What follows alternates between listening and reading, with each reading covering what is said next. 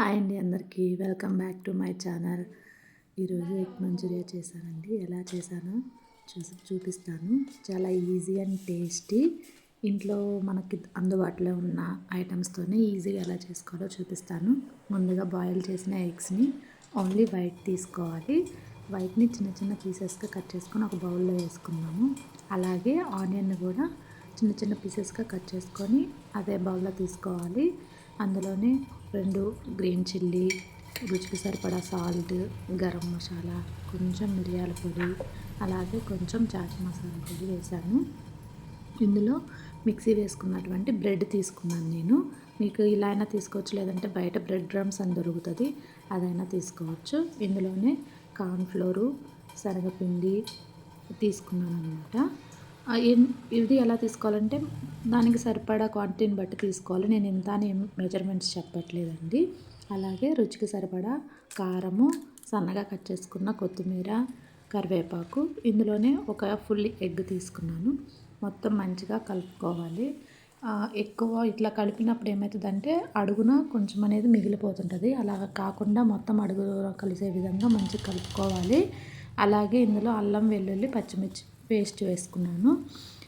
ఇందులో వాటర్ ఏం అవసరం ఉండదండి. ఓన్లీ ఎగ్తోనే సరిపోతుంది. ఇలా చిన్న చిన్న ముద్దలుగా చేసుకొని ఆయిల్ హీట్ ఎక్కిన ఆయిల్లో ఇలా వేసుకున్నానండి.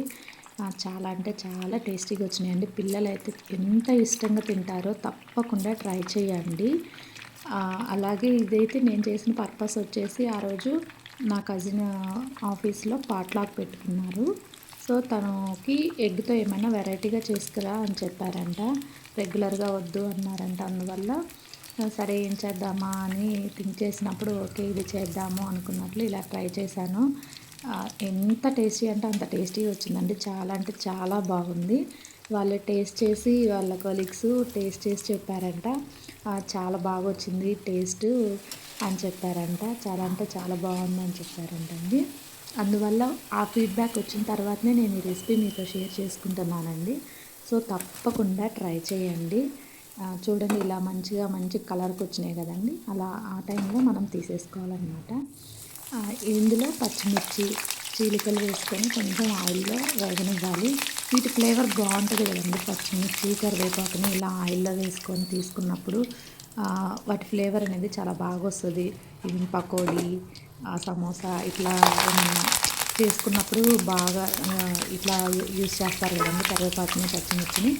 సో చాలా అంటే చాలా బాగుంటుంది ఫ్లేవర్. మా చిన్న బాబు అయితే అండి ఈ కరివేపాకుని కొంచెం సాల్ట్, కారము చల్లిస్తే అలానే తినేస్తాడండి. చాలా బాగుంటుంది. కరుము అంట చాలా ఇష్టంగా తింటాడు తనైతే. ఆ రోజు మా బాబు తిని ఎంత బాగుందన్నాడోనండి పాపం. కాకపోతే వాని కోసం ఒక 2నే ఉంచాను. అమ్మ నెక్స్ట్ టైం చెయ్యి అన్నాడు. సరే ఓకే తప్పకుండా చేస్తాను అని చెప్పాను. అయితే తనకి నేను పాట్లాక్ కోసం ఏమేమి చేసి పంపించానో చూపిస్తాను. ఇలా ఎగ్ మంచూరియా, గుత్తి వంకాయ కర్రీ, ఆనియన్, లెమన్, ఒక బాక్స్లో వైట్ రైస్ అండి. ఇవైతే నేను ప్రిపేర్ చేసిన ఐటమ్స్ పాట్లాక్ కోసము. అలాగే వాళ్ళ ఆఫీస్లో అయితే bagara rice, chicken, jeera rice, paneer curry, raita. So తీసుకెళ్ళినవి అయితే తీసుకెళ్ళారు. ఫుల్ ఎంజాయ్ చేశారండి. సో మీకు కనుక నా వీడియో నచ్చినట్లయితే like, share, subscribe. Thank you.